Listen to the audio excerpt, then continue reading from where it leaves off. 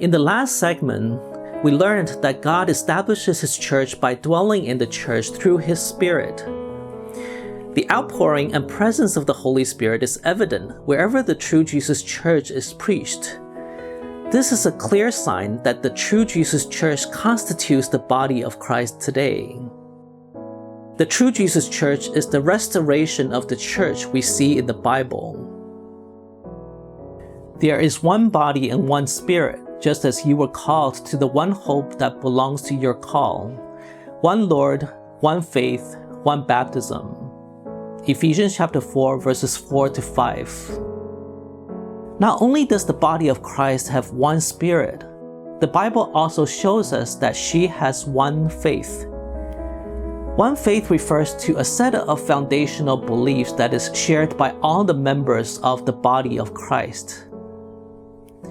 Beloved, although I was very eager to write to you about our common salvation, I found it necessary to write appealing to you to contend for the faith that was once for all delivered to the saints. Jude verse 3. Jude writes about the faith that is once for all delivered to the saints. This is the core set of beliefs entrusted to the church.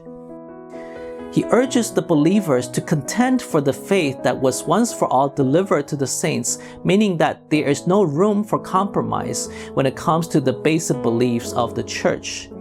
And these beliefs must not be changed over time. Jude mentions our common salvation. The faith that he speaks of is with respect to beliefs that are essential to our salvation.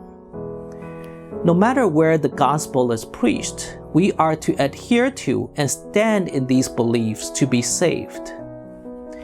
Now I will remind you, brothers, of the gospel preached to you, which you received, in which you stand, and by which you are being saved, if you hold fast to the word I preached to you, unless you believed in vain.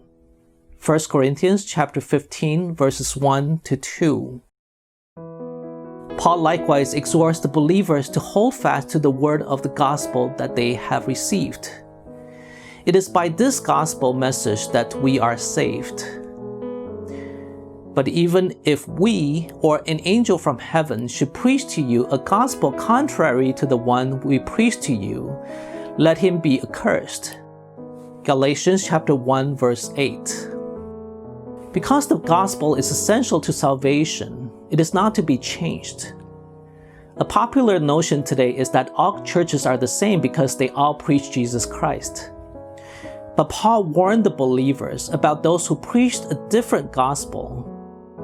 Apparently, these people also preached Jesus Christ, but their gospel contradicted the true gospel of salvation. Such gospels cannot save, and they lead people away from salvation. So while we should embrace all people, we must also recognize that there can be only one gospel of salvation. The Holy Spirit is the Spirit of truth. The church that is the dwelling place of God in the Spirit would preach and uphold the same truth of salvation that the apostles preached and upheld. Christian groups that have fundamentally different and contradictory beliefs about salvation cannot all be part of the body of Christ. On the other hand, the True Jesus Church is the church God has established through His Spirit in this end time. Because of that, she also has received from the Lord the truth of salvation. This one faith unites all believers across the world and across the span of time. One Lord, one faith, one baptism. Ephesians chapter 4, verse 5. Besides sharing the same faith, the body of Christ practices one baptism. This means that all the believers in the body of Christ are baptized into Christ in the same way. Unlike the diverse modes of baptism we witnessed in Christendom, the True Jesus Church faithfully adheres to one manner of baptism as exemplified by the Lord Jesus and the apostles. Baptism is closely related to the body of Christ because baptism is the means by which we are added to the body of Christ. For in one Spirit we were all baptized into one body, Jews or Greeks, slaves or free, and all were made to drink of one Spirit. 1 Corinthians chapter 12, verse 13. The way by which we are incorporated into the body of Christ is through baptism. Paul explains to the believers of his day, "In one Spirit we were all baptized into one body." Regardless of our ethnicity or status, when we are baptized into Christ, we become part of the one body. And in the body of Christ, there is no distinction based on our background.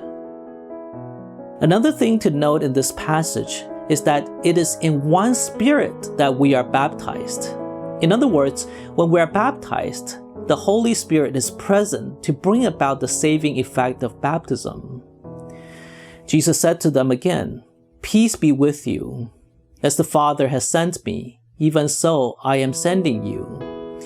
And when he had said this, he breathed on them and said to them, "Receive the Holy Spirit. If you forgive the sins of any, they are forgiven them. If you withhold forgiveness from any, it is withheld." John chapter 20, verses 21 to 23. In his commission to the disciples, the Lord Jesus promised them the Holy Spirit, and through the Holy Spirit grants them the authority to forgive sins. As we can see, the presence of the Holy Spirit is crucial to the remission of sins in baptism. When the church that is established by the Holy Spirit administers baptism, the blood of Jesus washes away the sins of the sinner during baptism. This is why the followers of Jesus must wait in Jerusalem for the coming of the Holy Spirit before they baptize converts for the remission of their sins. It is the Holy Spirit who acts to effect the remission of sins in baptism. Today, only the church established by God through His Holy Spirit is given the commission to baptize people for the remission of their sins. Through this one baptism, we are brought into the body of Christ. Are you looking for the church that is the body of Christ today? The true Jesus Church was established by the pouring out of the Holy Spirit, and she is the dwelling place of God through His Spirit.